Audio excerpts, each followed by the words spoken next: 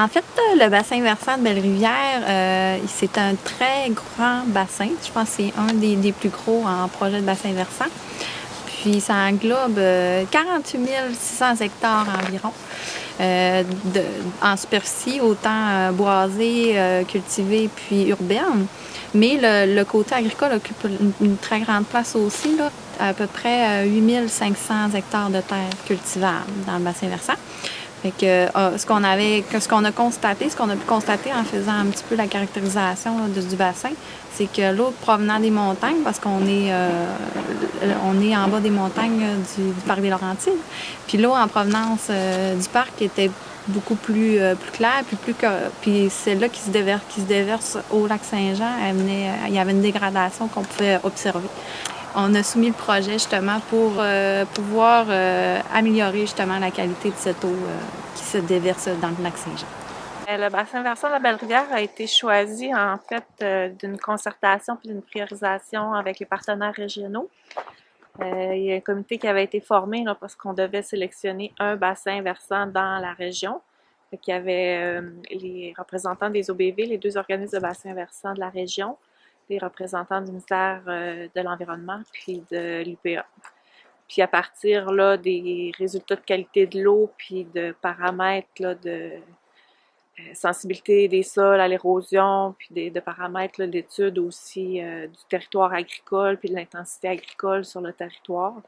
On avait fait un portrait de l'ensemble des bassins versants, puis c'était celui qui se démarquait, puis sur lequel là, on pensait avoir le plus d'impact, puis qu'il y avait aussi une certaine volonté des producteurs.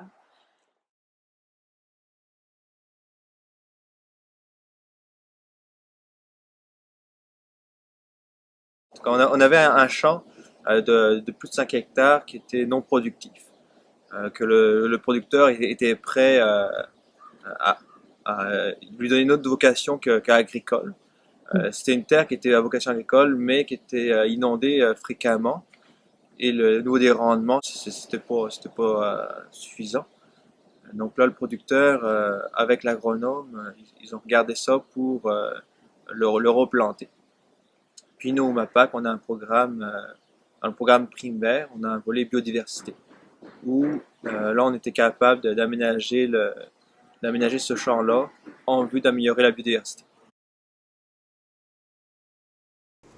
On a aménagé près de 4300 mètres de bandes fleuries composées d'arbres et d'arbustes.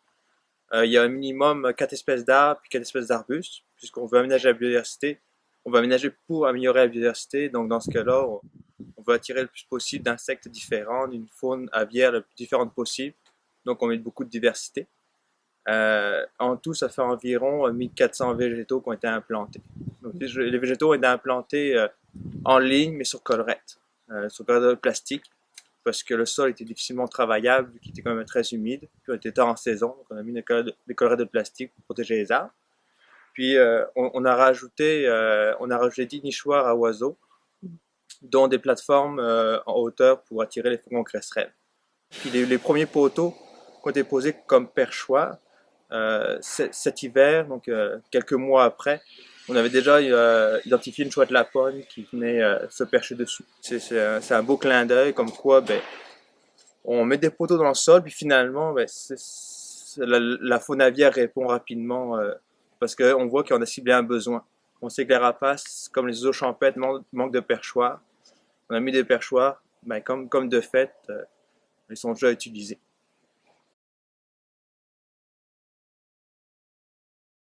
Lorsqu'on a commencé ce projet-là, c'était difficile à cultiver. C'était des zones inondables, tout ça.